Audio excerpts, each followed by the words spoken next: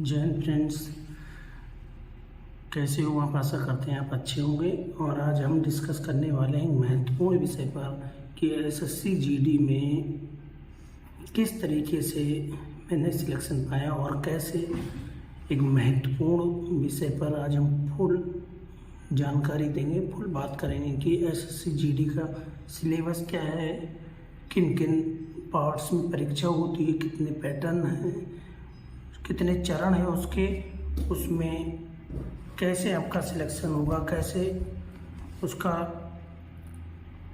Time table है और क्या उसका पूरा सिलेबस है, किस तरीके से पढ़ना है, कैसे प्रैक्टिस करनी है, क्या नहीं पढ़ना है, इस पूरे प्रोसेस में क्या क्या बाधाएं हैं, किस तरीके से हम उनको ईजी करके पढ़ सकते हैं और कैसे सेलेक्ट हो सकते हैं, जैसा कि एक अनुभव के आधार पे मैं आपको बता रहा हूँ। तो अगर आप ये फुल वीडियो देखते हो तो आपको बहुत जानकारी मिलेगी और निश्चित रूप से अगर जो बातें मैं बताता हूँ तो आप निश्चित रूप से ही सफल हो पाओगे। चूँकि मैं 10-11 साल से नौकरी कर रहा हूँ फोर्स में, एसएसबी में, तो बहुत सारे लड़कों को हमने ट्रेनिंग कराई है, उनको सिलेक्ट होते हुए देखा है बोर्ड में और सारे चरणों में हम सम्मिलित रहते हैं। तो वो सारी प्रक्रिया हमको पता है, वो हम सारा अनुभव आपको बताएंगे जिससे कि आप उसका लाभ ले सकें अधिक से अधिक और आप सिलेक्ट हो सकें। तो चलिए अब हम शुरू करते हैं, सारी चीज़ें स्टेप बाय स्टेप बताते हैं, आप इसको ध्यान से देखिएगा।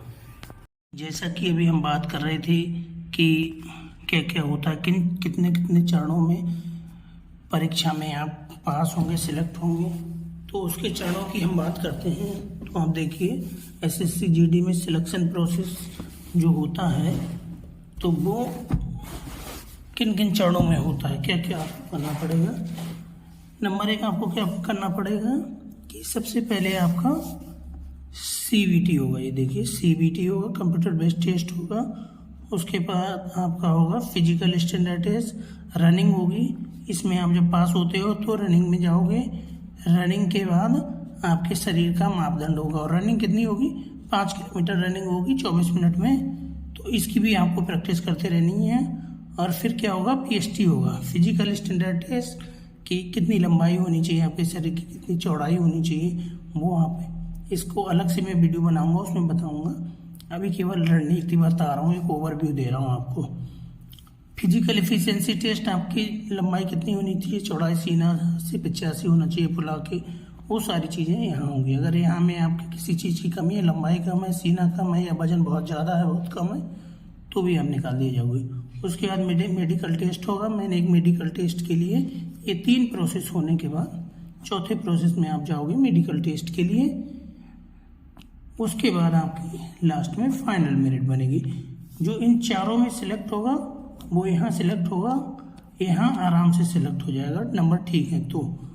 तो ये 5 प्रोसेस हैं आपके जिसमें आप सिलेक्ट हो सकते हैं और कोई बड़ी बात नहीं है। जैसा कि मैं अभी बता रहा हूँ वो सारे स्टेप आप फॉलो करते जाइए, आप सिलेक्ट हो जाओगे। उसके बाद हम बात करते हैं कि इसका रिटन टेस्ट कैसे होगा, क्या क्या उसमें होगा, कितने नंबरों का है, कितने नंबर आएंगे, कितने नंबर का टेस्ट होगा। आगे हम चलते हैं कि इसमें 4 पार्ट होंगे, जैसा कि आप देख रहे हो, मैंने ये बनाया है constable written test exam pattern. Number 1 part A में होगा subject general intelligence and reasoning. Reasoning आएगी 20 नंबर की, 20 क्वेश्चन आएंगे और उसमें रहेंगे 40 नंबर के। एक क्वेश्चन 2 नंबर का रहेगा और उसमें माइनस मार्किंग है 1/4। उसके पार्ट बी में रहेगा general awareness and general knowledge, current affairs. इसमें करंट अफेयर्स आएगा आपका, general awareness and general knowledge. तो देख सकते हैं आप, ये भी 20 क्वेश्चन आएंगे, 40 नंबर के होंगे। उसके बाद पार्ट सी में होगा मैथ आपका आएगा, 20 क्वेश्चन होंगे 40 नंबर के। नेक्स्ट पार्ट डी में आएगा हिंदी या इंग्लिश, आपके 20 क्वेश्चंस होंगे, ये होंगे 40 नंबर के। नेक्स्ट हम बात करते हैं इसके सिलेबस की।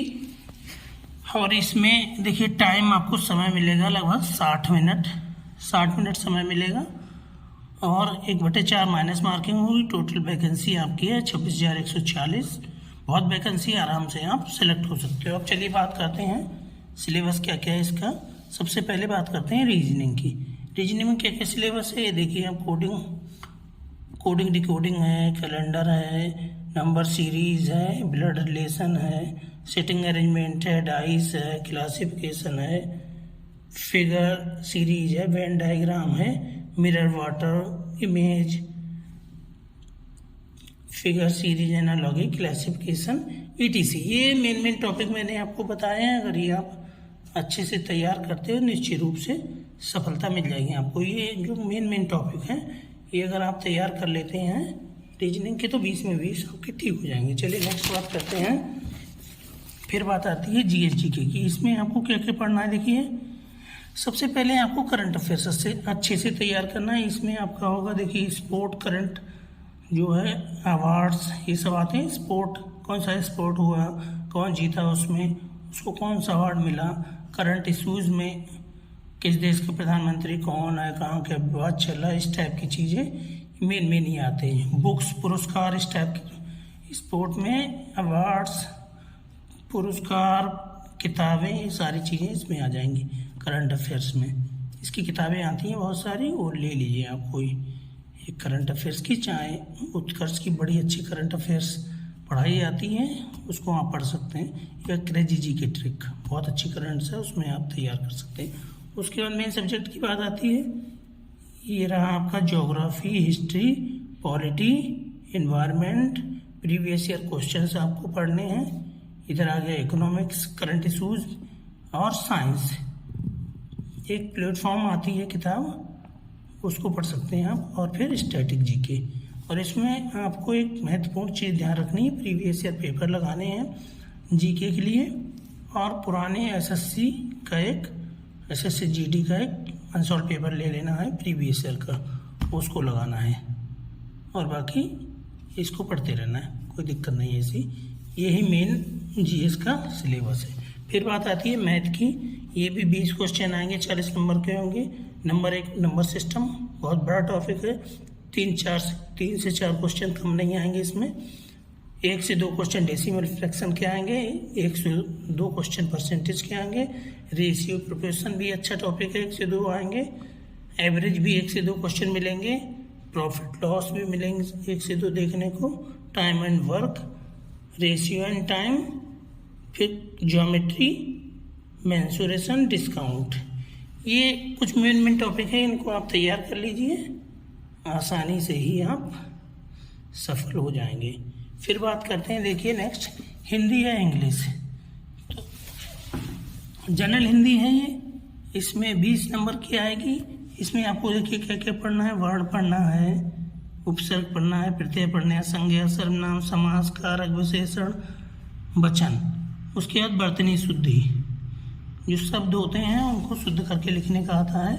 संधि, क्रिया, शब्दों के बहुवचन, लिंग, अनेकार्थी शब्द, विलोम शब्द, पर्यायवाची शब्द, मुहावरे, लोकोक्तियाँ, अनेक शब्दों के लिए एक शब्द, मिश्रण वाक्य शुद्धि, रिक्त स्थानों की पूर्ति, पद्यांश, गद्यांश, रचयिता। पद्यांश गद्यांश आएगा, उसमें से आपको क्वेश्चन ढूंढने रहेंगे, उनके आंसर, और उसमें से कम 5-6 नंबर का ये इस टाइप का आता है। रचना, रचयिता, तो ये पुराने आप रचना, रचयिता, सूर, कबीर, तुलसी बिहारी, ये सब पढ़ लीजिए।